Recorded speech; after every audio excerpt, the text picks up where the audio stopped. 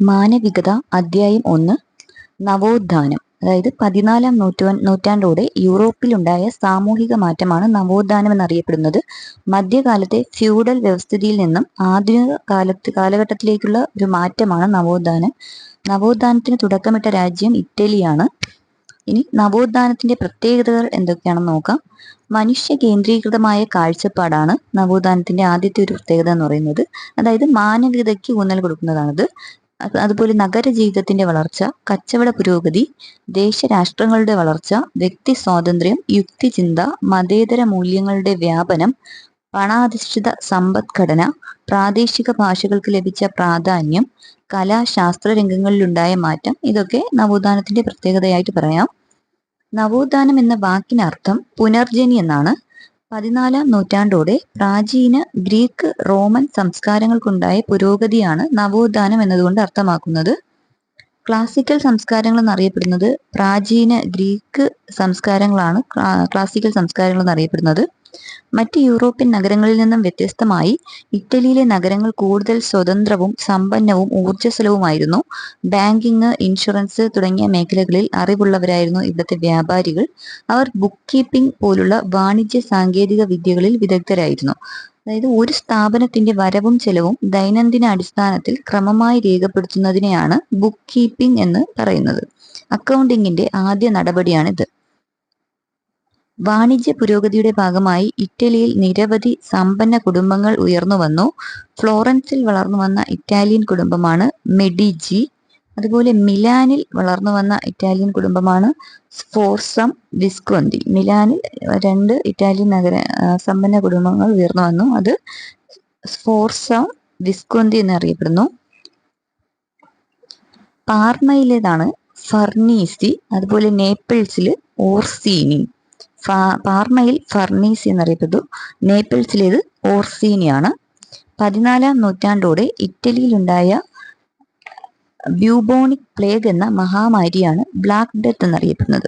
Black death എന്നറിയപ്പെടുന്നത് 14-ാം നൂറ്റാണ്ടോടെ ഇറ്റലിയിലുണ്ടായ bubonic plague എന്ന രോഗമാണ് ബ്ലാക്ക് ഡെത്ത് എന്നറിയപ്പെടുന്നത്. വിശുദ്ധ നാടായി കരുതപ്പെടുന്ന ജെറുസലേമിനായി മുസ്ലിങ്ങളും ക്രിസ്ത്യാനികളും തമ്മിൽ നടത്തിയ യുദ്ധമാണ് കുരിശുയുദ്ധങ്ങൾ. ഇക്കാലത്ത് ഇടവക ദേവാലയങ്ങൾ അറിയപ്പെട്ടിരുന്നത് പാരിഷ് എന്നാണ്. 1453 തുർക്കികൾ കിഴക്കൻ റോമാ സാമ്രാജ്യത്തിന്റെ തലസ്ഥാനമായിരുന്ന കോൺസ്റ്റാന്റിനോപ്പിൾ പിടിച്ചടക്കുന്നത്. യൂറോപ്പ് കേന്ദ്രീകരിച്ചാണ് നവോത്ഥാനം ഉയർന്നു വന്നത് എന്ന ആശയത്തിനെതിരെ അഭിപ്രായങ്ങൾ പങ്കുവയ്ക്കുന്ന 2 ഗ്രന്ഥങ്ങളുണ്ട്. അതായത് യൂറോപ്പ് കേന്ദ്രീകരിച്ച് നവോത്ഥാനം ഉയർന്നു വന്നു എന്ന ആശയത്തിനെതിരെയുള്ള 2 ഗ്രന്ഥങ്ങളാണ് സ്റ്റോളൻ ലെഗസി, അതുപോലെ black Athena, the Afro Asiatic roots of classic civilisation. ഇതിൽ സ്റ്റോളൻ ലെഗസി എന്ന കൃതി രചിച്ചത് ജോർജ് ജെയിംസ് ആണ്.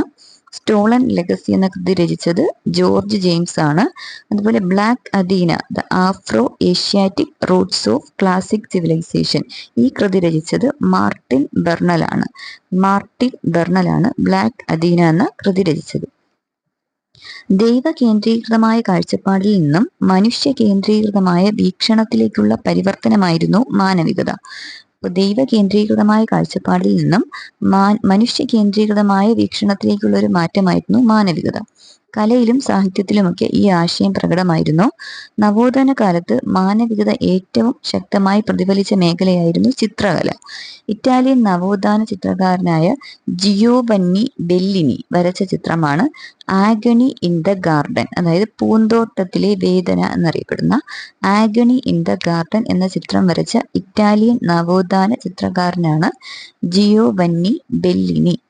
ഈ ചിത്രത്തിലെ പ്രതിപാദ്യം ഒലീവ് പർവ്വതത്തിൽ ക്രിസ്തു മുട്ടുകുത്തി പ്രാർത്ഥിക്കുമ്പോൾ ശിഷ്യർ അദ്ദേഹത്തിന്റെ സമീപത്ത് ഉറങ്ങുന്നതും ക്രിസ്തുവിനെ പിടികൂടാൻ റോമൻ പടയാളികൾ വരുന്നതുമൊക്കെയാണ് ഈ ആഗണി ഇൻ ദ ഗാർഡൻ എന്ന ചിത്രത്തിലെ പ്രതിപാദ്യം.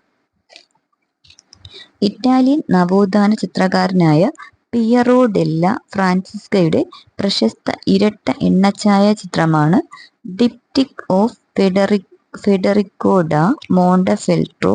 അതുപോലെ ബാറ്റിസ്റ്റ സ്ഫോർസ. ഇറ്റാലിയൻ നവോത്ഥാന ചിത്രകാരനായ പിയറോ ഡെല്ല ഫ്രാൻസിസ്കയുടെ പ്രശസ്ത ഇരട്ട എണ്ണച്ചായ ചിത്രങ്ങളാണ് ഡിപ്റ്റിക് ഓഫ് ഫെഡറിക്കോ ഡാ മോണ്ടഫെൽട്രോ, ബാറ്റിസ്റ്റ സ്ഫോർസ. 2 ചിത്രങ്ങളാണ്. അന്ത്യ അത്താഴം, മൊണാലിസ എന്നീ ചിത്രങ്ങൾ ഡാവിഞ്ചിയുടേതാണ്.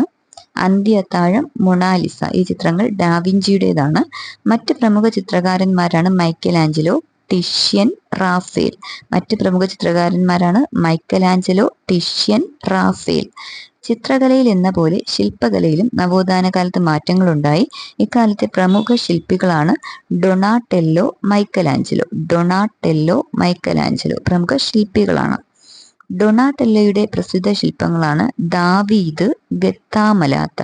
രണ്ട് ഇമ്പോർട്ടൻ്റ് ആയിട്ടുള്ള ശില്പങ്ങളുണ്ട്, ദാവീദ്, ഗത്താമലാത്ത. ഇതിൽ ദാവീദ് എന്ന് പറയുന്നത് ഒരു കാലിൽ തൻ്റെ ശരീരഭാരം പൂർണ്ണമായും താങ്ങുന്ന ഒരു കൗമാരക്കാരൻ്റെ ശില്പമാണ് ദാവീദ്. ഗത്താമലാത്ത എന്ന ശില്പം കുതിരപ്പുറത്തിരിക്കുന്ന ഒരു യോദ്ധാവിൻ്റെ ശില്പമാണ് ഗത്താമലാത്ത. മൈക്കലാഞ്ചലോയുടെ ശില്പങ്ങളാണ് പിയാത്തയും വീരനായ ദാവീദും. പിയാത്ത എന്ന് പറയുന്നത് ക്രിസ്തുവിന്റെ ശരീരം മടിയിൽ കിടത്തിയിരിക്കുന്ന മേരിയുടെ ശില്പമായ പിയാത്ത, അത് മൈക്കലാഞ്ചലോയുടേതാണ്. അതുപോലെ വീരനായ ദാവീദ് എന്ന് പറയുന്ന ശില്പവും മൈക്കലാഞ്ചലോയുടേതാണ്. വാസ്തുവിദ്യയിലും മാറ്റങ്ങളുണ്ടായി. വാസ്തുവിദ്യയുമായി ബന്ധപ്പെട്ടവരാണ് ഫിലിപ്പോ ബ്രൂണലെസ്കി, മൈക്കലാഞ്ചലോ, ബ്രമാന്തെ. ഈ കാലഘട്ടത്തിലെ വാസ്തുവിദ്യയുമായി ബന്ധപ്പെട്ട ആൾക്കാരാണ് ഫിലിപ്പോ ബ്രൂണലെസ്കി, മൈക്കലാഞ്ചലോ, ബ്രമാന്തെ. മധ്യകാലത്തെ യൂറോപ്പിലെ വാസ്തുവിദ്യാ ശൈലി ഗോതിക് ശൈലിയായിരുന്നു. ഗോതിക് ശൈലിയായിരുന്നു അന്നത്തെ വാസ്തുവിദ്യാ ശൈലി. ഈ ഗോതിക് ശൈലി ഉദയം ചെയ്തത് ഫ്രാൻസിലാണ്. മുനയുള്ള കമാനങ്ങളാണ് ഗോതിക് ശൈലിയുടെ പ്രത്യേകത. മുനയുള്ള കമാനങ്ങളുള്ളതാണ് ഗോതിക് ശൈലി. നമ്മുടെ വിധിയെ നിർണയിക്കാൻ കഴിയുന്നത് നക്ഷത്രങ്ങൾക്കല്ല, നമുക്ക് തന്നെയാണ് എന്ന പ്രശസ്ത വാക്യമുള്ള ഷേക്സ്പിയറുടെ കൃതിയാണ് ജൂലിയസ് സീസർ. നമ്മുടെ വിധി നിർണയിക്കാൻ കഴിയുന്നത് നക്ഷത്രങ്ങൾക്കല്ല, നമുക്ക് തന്നെയാണ് എന്ന പ്രശസ്ത വാക്യമുള്ള ഷേക്സ്പിയറുടെ കൃതിയാണ് ജൂലിയസ് സീസർ. ഡിവൈൻ കോമഡി രചിച്ച സാഹിത്യകാരനാണ് ഡാന്റെ. ഡെക്കാമറൺ എന്ന കൃതി രചിച്ച സാഹിത്യകാരനാണ് ബൊക്കാച്ചിയോ. ബൊക്കാച്ചിയോയുടെ കൃതിയാണ് ഡെക്കാമറൺ. അതുപോലെ ദ പ്രിൻസ് എന്ന കൃതി രചിച്ചത് നിക്കോളോ മാക്കിയവെല്ലിയാണ്. സ്ത്രീ വിദ്യാഭ്യാസത്തിന്റെ പ്രാധാന്യത്തെക്കുറിച്ച് എഴുതിയ നവോത്ഥാന കാലത്തെ ഇറ്റലിയിൽ ജീവിച്ചിരുന്ന ഒരു സാഹിത്യകാരിയാണ് കസാൻഡ്ര ഫെഡലെ. കസാൻഡ്ര ഫെഡലെ സ്ത്രീ വിദ്യാഭ്യാസത്തിന്റെ പ്രാധാന്യത്തെക്കുറിച്ച് എഴുതിയ ഒരു ഇറ്റാലിയൻ സാഹിത്യകാരിയാണ് Cassandra Fedele. In praise of folly എന്ന കൃതി രചിച്ചത് ഇറാസ്മസ് ആണ്. ഇൻ പ്രൈസ് ഓഫ് ഫോളി ഇത് ഇറാസ്മസിന്റെ കൃതിയാണ്. അദ്ദേഹം നെതർലൻഡ്സുകാരനാണ്. അതുപോലെ കാൻറ്റർബറി കഥകൾ, അത് ജെഫ്രി ചോസർ രചിച്ചതാണ്. ഇംഗ്ലണ്ടുകാരനാണ് ജെഫ്രി ചോസർ. കാൻറ്റർബറി കഥകൾ രചിച്ചത് ജെഫ്രി ചോസർ ആണ്. ഒട്ടോപ്പിയ എന്ന കൃതി തോമസ് മോറിൻ്റെതാണ്. അദ്ദേഹം ഇംഗ്ലണ്ടുകാരനാണ്. ഡോൺ കിഹോട്ട്, അത് ഡോൺ കിഹോട്ട് എന്ന കൃതി രചിച്ചത് മിഗ്വൽ ഡെ സെർവാന്തെ. സ്പെയിനിലുള്ള മിഗ്വൽ ഡെ സെർവാന്തെയാണ് ഡോൺ കിഹോട്ട് എന്ന കൃതി രചിച്ചത്. ഗാർഗന്റുവയും പാൻഡഗ്രൂലും, അത് ഫ്രാൻസോ റാബലെയുടെ ഒരു കൃതിയാണ് ഗാർഗന്റുവയും പാൻഡഗ്രൂലും. ഗാർഗന്റുവയും പാൻഡഗ്രൂലും എന്ന കൃതി ഫ്രാൻസോ റാബലെയുടേതാണ്. അദ്ദേഹം ഫ്രാൻസിലുള്ള ആളാണ്. ഫ്രാൻസോ റാബലെയുടെ കൃതിയാണ് ഗാർഗന്റുവയും പാൻഡഗ്രൂലും. യൂറോപ്പിലെ ആദ്യത്തെ അച്ചടിശാല ആരംഭിച്ച ജർമ്മൻകാരനാണ് ജോഹന്നാസ് ഗുട്ടൻബർഗ്. യൂറോപ്പിലെ ആദ്യത്തെ അച്ചടിശാല ആരംഭിച്ച ജർമ്മൻകാരൻ ജോഹന്നാസ് ഗുട്ടൻബർഗ് ആണ്. വ്യാഴത്തിന്റെ ഉപഗ്രഹങ്ങളും ശനിയുടെ വലയങ്ങളും കണ്ടെത്തിയത് ഗലീലിയോ ആണ്. വ്യാഴത്തിന്റെ ഉപഗ്രഹങ്ങളും ശനിയുടെ വലയങ്ങളും ഒക്കെ കണ്ടെത്തിയത് ഗലീലിയോ ആണ്.